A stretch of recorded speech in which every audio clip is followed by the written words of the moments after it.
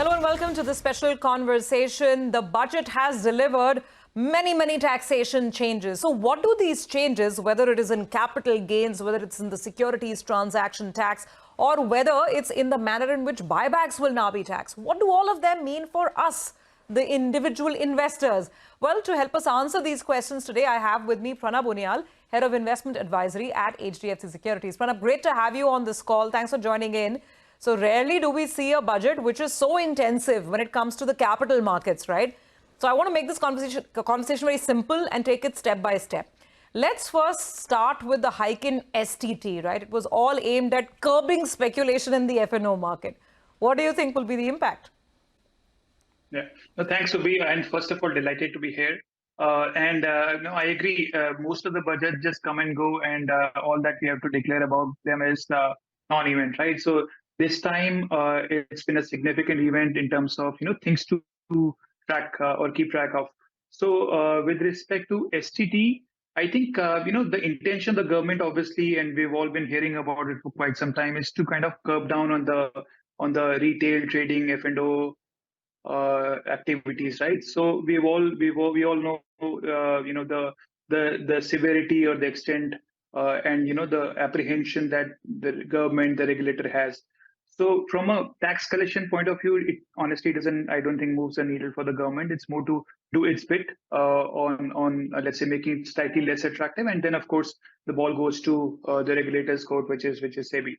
Now what's happened obviously is the STT for futures has gone up from 0.01 to 0.02%. For options it's 0.06 to 0.0625 to 0.1%. The impact, if you ask me, obviously would be there for a future transaction. It obviously doubles up in terms of, let's say, the price, 50-60 rupees per contract. But the bigger point is in terms of understanding the impact on the behavioral trading or behavioral aspects for the client. Do remember that here we are in this country in calendar year 2023, or the close to 100 billion contracts traded in the world, Indians contributed to close to 80%, right?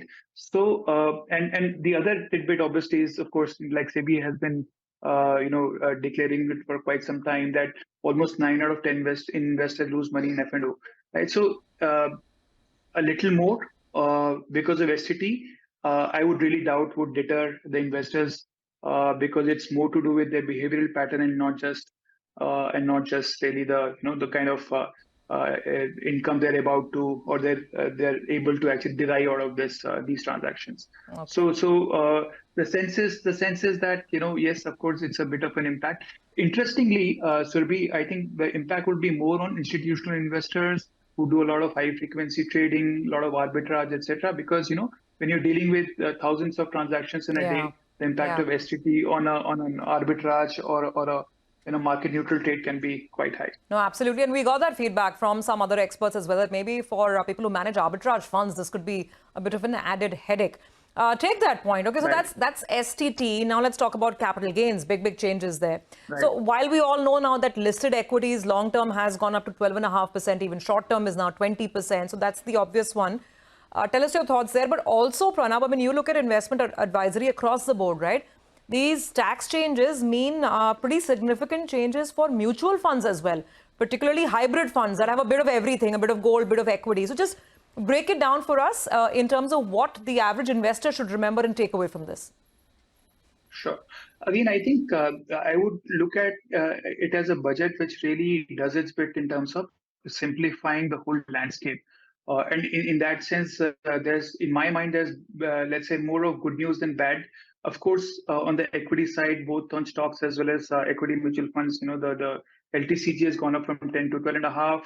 STCG has gone up from 15 to 20%. Now there, again, as an investment advisor, what we have to remind the client is that in a way, it strengthens the kind of investor behavior that we should anyway be expecting out of investors, right? To be honest, increasing 10% to 12% hardly moves the needle with respect to long-term capital gains, but it does deter or penalizes the short-term trading or short-term capital gains. So from that sense, we would only reiterate to the clients that it does make sense to stay invested for long term, because it's not only the, let's say, additional 5% STCG that they'll incur, but also the compounding loss that they will bear, or compounding that they will lose out on the long term, right? Other than that, Surabhi, you mentioned about the other investment, let's say, instruments. Again, credit to government to actually give a lot of clarity, make it extremely simple. Unfortunately, a lot of funds like gold ETF, FOFs, overseas FOFs got clubbed with debt funds when in the last year's budget. So from that sense, they suffered for a year, but with the taxation now being changed to 12.5% for long term, and the long term being 2 years, there is going to be a bit of interest back into these instruments. To be honest, gold ETF being taxed at the maximum marginal stood no chance against other investing opportunities. Now, for a country which invests close to 1,000 tons of gold, there can't just be one sovereign gold bond in terms of a tax, let's say, optimal instrument. There has to be many more instruments. So that's a right step in that direction, to offer that optimal taxation on gold ETFs. And again, on hybrid also, given that, again, very, very simplified, it's more than 65. It's the equity, it's in the equity taxation more than 65, debt taxation, everything else pretty much becomes like what I mentioned, for more than 2 years, it's long-term capital gains. So a lot of simplification. It will encourage, for example, looking at overseas funds, which again, given the earlier taxation we bore for a year, did not make too much sense. So from that sense, I think, and again, looking at it a little holistically from an investment advisor point of view, Surabhi, is the fact that equity valuations at where they are, we also have to remind the investors that look, they need to diversify across into other asset classes. So again, this comes at the right time, right? And with gold customs duty, effective customs duty going down from 15 to 11%, it incentivizes investor to look at gold as well. Oh, absolutely. I wonder what the investor will choose, physical gold or those gold ETFs, because there's good news on tax on both fronts, right? Pranab, this has been a very helpful conversation. Thank you so much for joining in, and we look forward to more such interactions in the future.